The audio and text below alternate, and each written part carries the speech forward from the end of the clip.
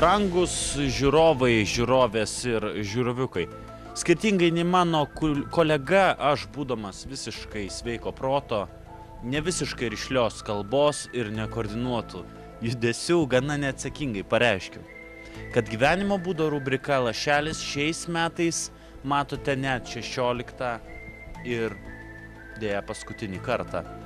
Ir kaltas čia tikrai ne asilas be raudonų sportbačių, o vis ta pati aplinka, kuri jau vieną Rolandą, kaip žinia, išspyrė iš ekspertų visais klausimais – vietą. Taip.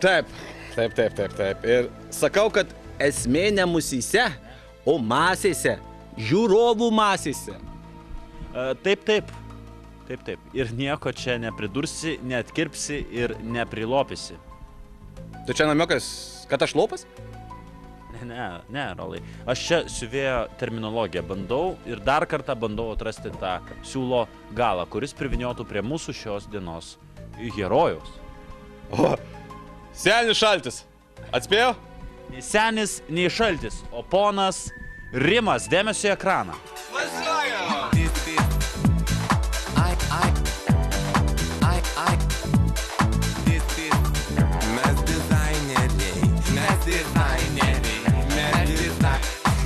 Pamirštau žodžius.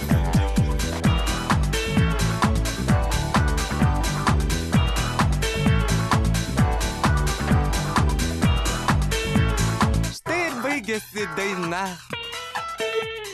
Mes nesakome ate. O ką mes galim dar pasakyti? Visą gerą. Labas vakaras, Rimai. Labą vakarą.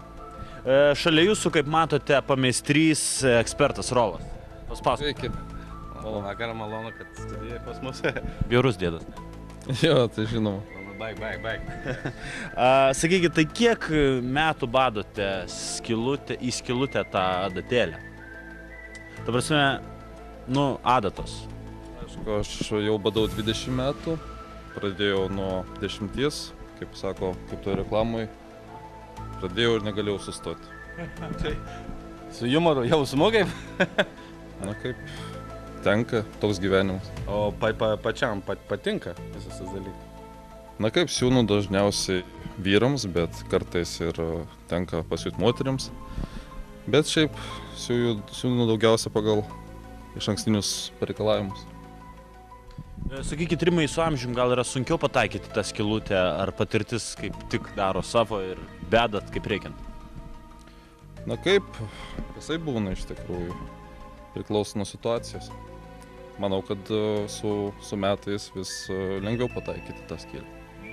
O tai situacija, vieną kartą gali būti vienokia arba kitokia, pasitaiko kartais, ar kaip? Na taip, įvairių yra situacijų. Per 20 metų buvo įvairių situacijų, juokingų ir ne. Aišku, tai jums daugiau jau juokingus labiau prie širdies būtų. Retai atsitinka tokių juokingų situacijų, bet visokių būna. Esą yra tokie posakiai iš liaudės išminties, kaip antai mezga mintį, audžia mintį, bet siuvant mintį neteko išgirsti. Ar nesijaučia ignoruojami jūs kaip savo profesijos minčių atstovai, siuvėjai, pameistriai? Na kaip, iš tikrųjų, manau, kad mūsų darbo nelabai vertina daug kas. Daug kas pasišaipo ir panašiai, bet tai yra pelningas verslas. Tai jums kaip ir pelną neša jisai, skaitot verslas, vis tik siuvėjas tai ne verslas, galbūt daugiau čia toks amatai, ar kaip? Kaip yra ir savų pliusų ir minusų. O daugiau matot pliusų? O jūs minusų? Kaip sakant, nelabai daug susidūrė su tais dalykais. Yra tokia patarlė. Nesiūk kreivos siūlės, nes šiltą drabužį teks vasarą nešioti. Darbėje tą smulkiau apdainavęs ir išanalizavęs yra dainininkas Bagdonas. Dainoje Tu numegzk man mama kelią. Dėja, šio klipo neturime. Kaip jūs manote, ką ši patarlė galėtų reikšti? A. Artėjančios žiemos speigus. B. 4 metų laikų vienodą reikšmę metams. Ir C. Demisezoninių viršutinių rūbų reklamą. iš tikrųjų gal aš variantą C pasirinksiu. O tai dėl ko? Kad demisezoniniai rūbai yra arčiau prie širdies, ar metų laikai nelabai jums jau prie siuvimo asocijuojasi? Na kaip, iš tikrųjų, tai tokios patarlės neteko girdėti, bet jeigu apie jį buvo muzika, dainos sukurtas, tai iš tikrųjų... Čia daugiau legendų susklaido, jau ne tik dainos sukurtus. Na, jei būtų studija plojikų, jie paplotų, jūs laimite prizą, puikui. Atsakymas tai būtų teisingas, mes turim vat, kalėdinį saldainį. Nu čia galbūt nesusijęs su siuvimu, bet vat, parodykim žiūrovams. Šventės. Gal vaikų turite? Ne, dar neturiu. Neturiu, nu tai, kaip sakant, pats saldainukus jau tuos suvartosit. Va, nu, tuos klausimėlis, prašom. Kokiomis savitomis savybėmis turėtų pasižymėti tikras siuvėjas savitai? Na kaip, siuvėjas turėtų visų pirma būti kantrus, kruopštus, atsakingas, turi visą laiką suprasti klientą, išsiaiškinti, ko jisai nori. Bet siuvėjas turi būti visų pirma draugas klientui. Žinoti, kad klientas pas jį ateina turėdamas aiškiai suformuotą problemą. Bet per tuos draugus tai paskui ir bėdos gali turėti kartais, taip nemanote, kad kaip... Šneka, nu teisingai, kalbat kaip personalo vadovas, bet... Na kaip, iš tikrųjų, jeigu klientas laimingas, tai ir aš laimingas. Puiku Atsakymas. Kaip žinome, geriausias iš gyvūnų ir žinduolių siuvėjas yra voras. Dideli daugiau siuva, mažesni mažiau. Neseniai Indonezijos mokslininkai atrado vieną vorų rūšį, kuri netikėtai net patiems vorams siuvamo tinklo audiniai išsiuvinėja taisyklingas gėlių puokštės ar kivi, ar netgi lazdynų riešutų atvaizdus. Kaip manote, ponas Rimai, ar toks voras menininkas prigytų Lietuvoje prie kedrų augmenijos? Geras klausimas. Neblogas. Neteko girdėti apie tokių vorų rūšį, bet manau, mažai pasitaikanti rūšis, labai mažai. Manau, kad pritaptų, nes klimatas tai Lietuvoje yra toks, kad pritampa bet kokie gyvūnai. Ką manot apie patį vorą kaip menininką? Įmanoma mūsų vorams irgi panašiai kažką padaryti ateityje galbūt? Manau, kad mūsų vorai galėtų lygiuotis su tokiu voru. Bet kokia gera idėja visą laiką yra verta su perspektyva. Teisingai. Tai ką, apie tos vorus iš tikrųjų. Aš manau, kad ačiū Jums, ponas Rimai, kad sutikote užmegzti su mumis kontaktą. Gal dar aš įsiterpsiu.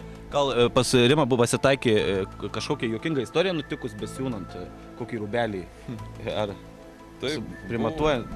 Buvo galbūt tokių situacijų, iš tikrųjų, aišku, neskaitant to, kad dažnai pavyks netyčia įduri klientų ir dar kažką, bet merginoms arba moteriams petnešėlės nutrūksta. Skaitų čia juokinga? Na taip, iš tikrųjų profesinis humoras, bet visko būna iš tikrųjų. Supratau, nu jo, savotiškas humoras iš tikrųjų. juokinga. Juokinga.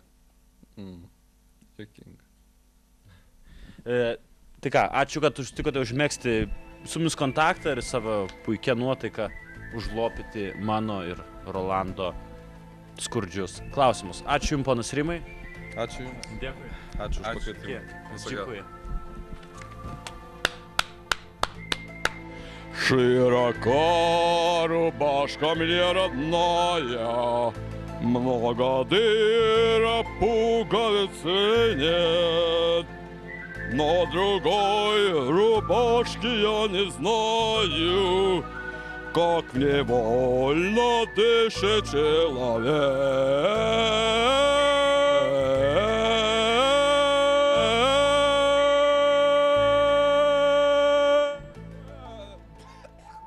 Jo, jei kas nesupratote, su vaizdo įrašu kreipkitės į informaciją. Nuo mums to niekada nereikia, nes mes jūs visada suprantame. Visada išklausome ir eilinį kartą leidžiame netrukdomai žiūrėti mūsų ir jūsų taip pamėgtą gyvenimo būdo rubriką Lašelis. Su jumis visada jūsų ir visada jums buvo nepakartojama trijulė. Muilas, Rolas ir žinoma Asilas. Viso gero. Iki. Iki. Ate.